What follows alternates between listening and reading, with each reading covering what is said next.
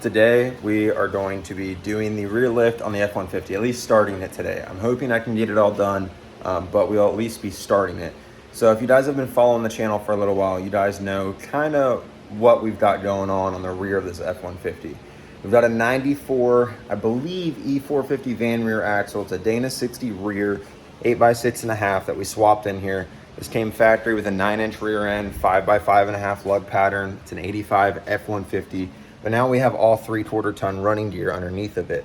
And when I put all this together, I was super cheap on a budget, just wanted to get the truck drivable. And well, about 2.5 years later, I'm fighting everything that I did before, because the truck was drivable, but it was never practical.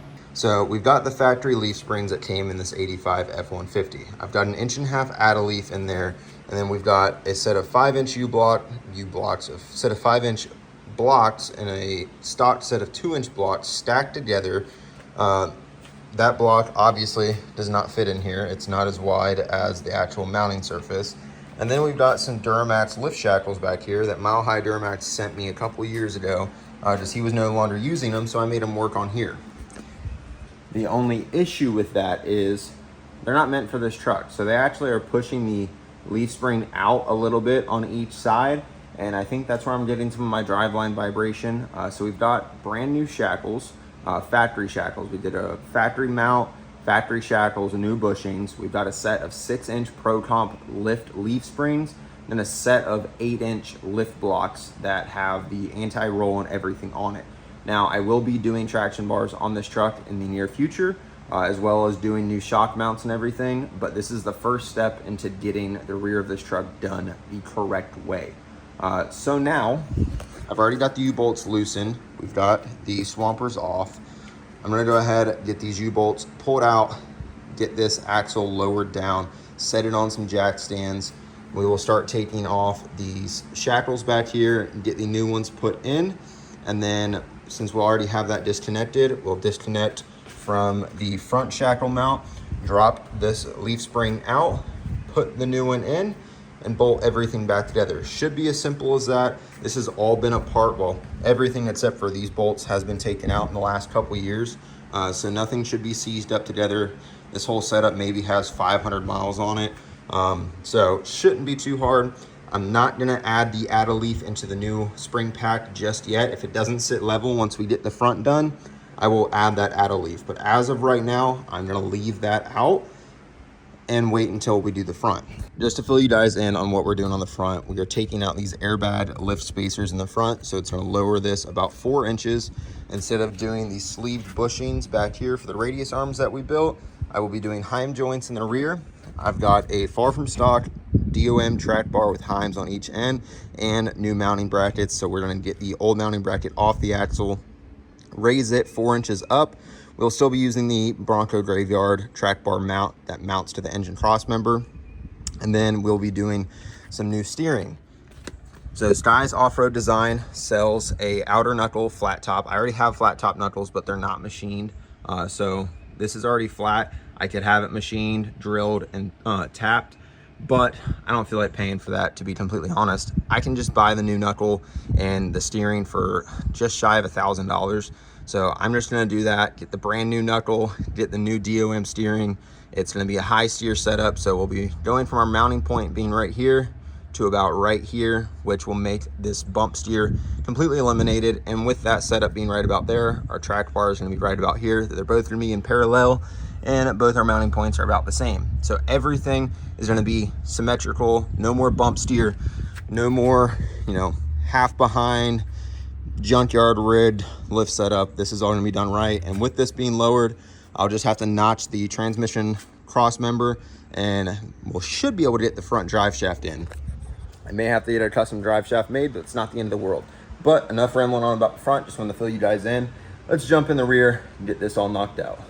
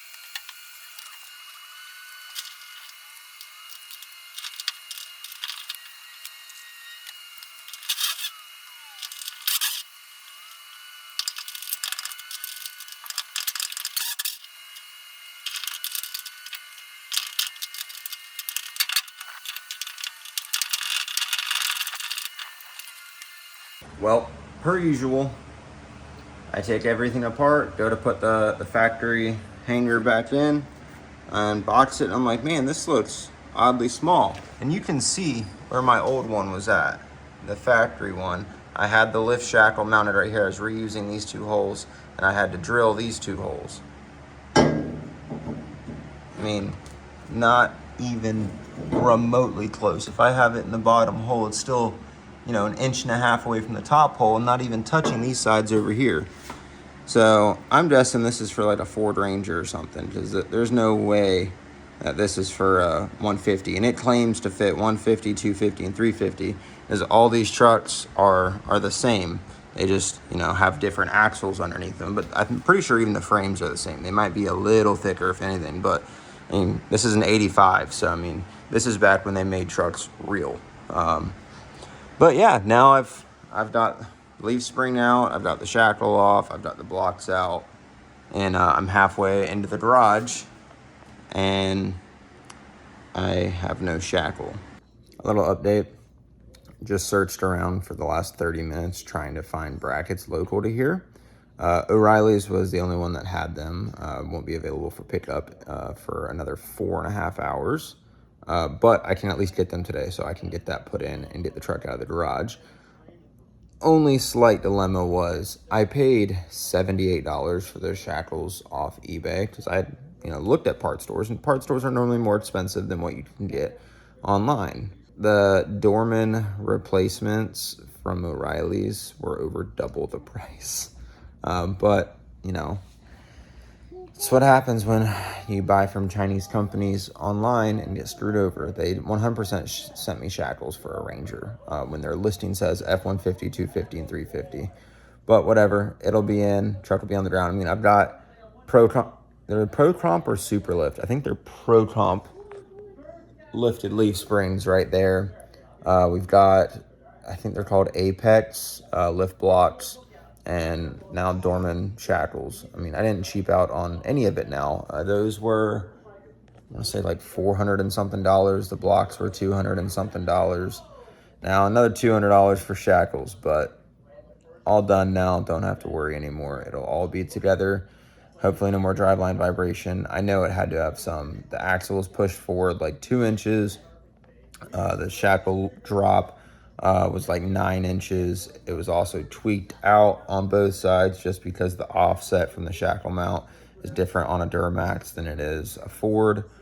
So, you know, this should fix all those problems. Axle should be centered, should have the right pinion angle, you know, shouldn't have any more issues. And, I mean, we'll have some nice ride with some lifted leaf springs. So, rear end should be done today. Alrighty, guys. So, still out here doing dad life. I gotta thank God every single day. My daughter sleeps great. I'm out here running bolts down, dropping stuff, and she's just inside sleeping. Doesn't faze her. We do have a sound machine in there, but I thank that man upstairs every day that we got blessed with a beautiful, healthy, and great sleeping baby. But got the shackles in, picked them up from O'Reilly's. They even came with a spare bushing, you know, to replace your bushing and your springs, but these are brand new, so I will just save this for in the future. But this side is all done besides getting the U-bolts in. Always, guys, everything used in these videos, instead of putting it in the description, because YouTube's made it kind of hard to find the description on videos now, it'll be pinned in the comments. It'll be the very top comment. You go down to the comments, and I will have links to everything I use in this video. So leaf springs, blocks, I'll link a set of U-bolts, the ones that I'm currently using with these.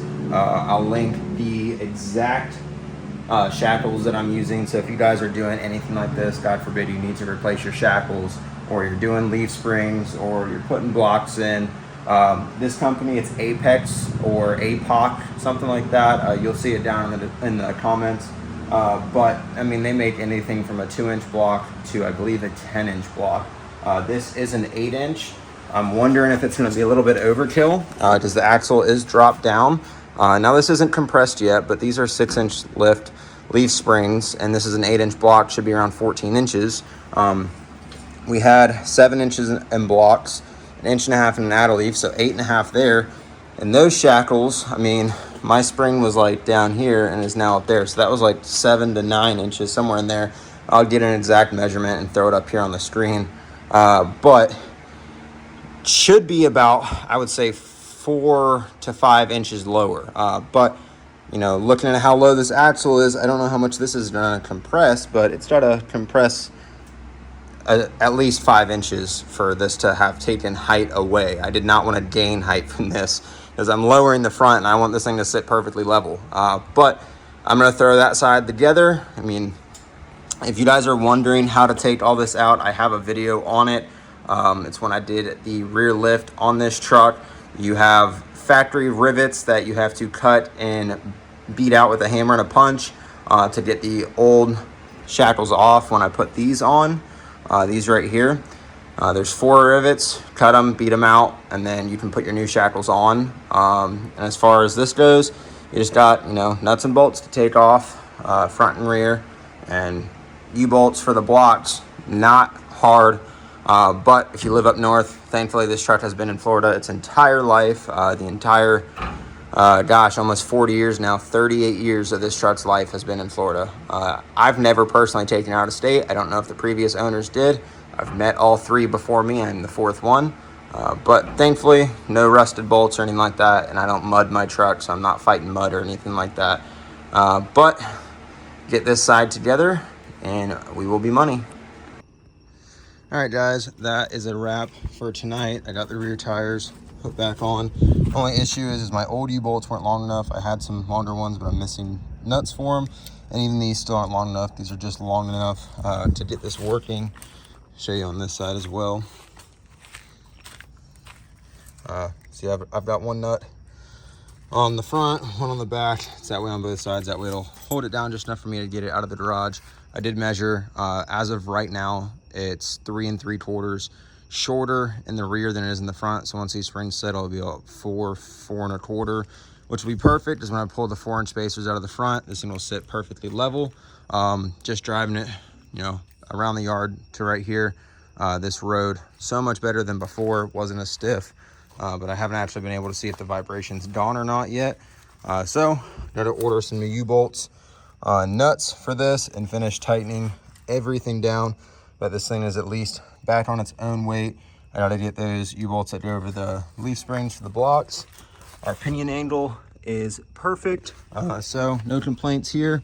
Right now we're a little bit tooted up. We're 18 and 3/4 in the front, and we are exactly 15 inches in the rear tire to fender gap. So a little tooted up right now, but I will pick this back up in a couple days when we get some U-bolts. Be a couple seconds for y'all. All right, guys, it's been realistically probably over a month since I last put you guys up about this rear lift. I got the U-bolts in like 4 days after I made that video, but I have not had time to get them on. So huge shout out to Bronco Graveyard. This is where I picked them up. This is the only website I could find that sold them, and they weren't like $150 for U-bolts. I think I paid 80 bucks or so. But now I can get these out because this has been sketchy. I mean, I literally drove it from here. I went around the house over here. I pulled in through the backyard and parked it on the side of the house, and then just now moved it over here. It's been sitting for the last month and a half, however long it's been since I last picked you guys up with this. But I'm gonna get the new U-bolts thrown in, get it all tightened down, and then we can take this thing for a test drive once she goes to sleep. I'm just gonna drive it around the block just so we can see how it is. Because right now it's like moving back and forth, and obviously it's because those bolts are loose, those bolts are loose, those are loose, and then we still don't have shocks in the rear. But that'll get fixed. This thing, I'm leaving it untagged, uninsured. I'm not taking any shows. I'm not doing anything until it's done. It's not going to shows. It's not getting tagged. I'm gonna wait until this truck is done. I'm gonna, instead of throwing it all together because there's a show in May or whatever. No, if it has to take 2 years, it's gonna take 2 years. I'm gonna get this truck done. I'm gonna get it driving appropriately. I mean, honestly, I've even had these posted for sale because there's no point in letting these go to waste as well. But if I can get back here situated, I already have the track bar, so then All I need is the knuckle and the steering. But if you guys have been following the channel, I've told you guys a million times, I've got things going on with life. My wife and I are in the process of buying a house right now. Got her a new Suburban last year. I started a business. I'm actually in the market to get a new truck as well. Just trying to get my life in order. I've spent so long trying to make YouTube my full-time job and it never worked, that I feel like I didn't focus enough on actually going on in life. I was trying to get this to work so much that I put my all into this when there's other things I could have put my all into. So now this has gotten the back burner. But enough rambling on. Let's get these U-bolts thrown in.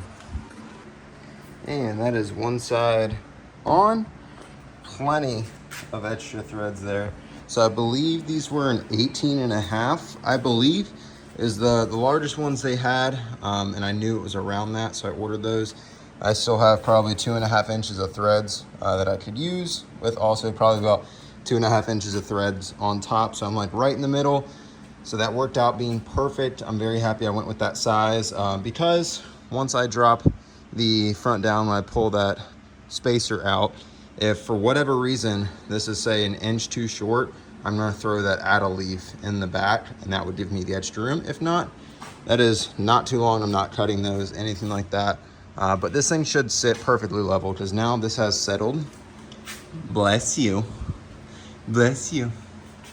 This has settled in the back and should be about where it's going to ride at. I'm sure after some drive time on these springs, I'll probably settle a little bit more. But I'm very happy with the axle being almost dead center. It's probably 1/2 inch forward. But having the stock shackles back in really centered this thing up. Before, the center of the tire was like here. It was very far forward, and I think that was causing issues with driveline vibration and whatnot. So after we get that side tightened down, take this thing on a lap, come back, make sure everything else is still tight. We'll see if that vibration is gone. Because I don't remember if I mentioned it in this video, I'm having some horrible driveline vibration. It starts right around 10 miles an hour and continues until you're about 20, and then it goes away once everything gets going. And I think it has to do with axle wrap, no shocks, but I also think the axle wasn't centered with the Duramax shackles that were back there because it was not designed for Duramax shackles. It's designed for Ford shackles. So I think the axle is just a little bit off, which under axle wrap was causing it to vibrate. The hell was that? Oh, it's a train. Okay. But traction bars are in the future, shocks are in the future. But throw the other U-bolts in and I'll pick you guys up for the test drive.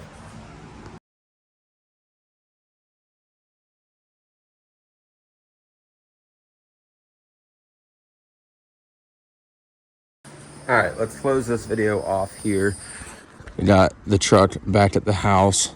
So we fixed the vibration issue coming from the rear end. I got bored and quickly polished out this wheel. Nothing spectacular around the valve stem. Still has some pitting around the lug, still has some pittings. I didn't take it off, but look at that compared to that. Oh yeah, a lot better. But I will have a pinned comment in the top of the comments with a link to everything that was used in this video: lift springs, blocks, U-bolts, shackles. So that'll all be down below, but this thing just got rinsed off real quick and I'm gonna go ahead and park it back where it was, but so much better. We've officially got all the correct stuff in the rear of this. Very, very soon, probably 2-3 months realistically, but we will get the front all finished up, get this thing sitting level, and then get it roadworthy. If you guys made it to the end of this video, drop a like on it. I apologize, this video is all over. It took about a month and a half, but hey, it's all part of it. So I'm gonna close the video out here. Thanks for watching.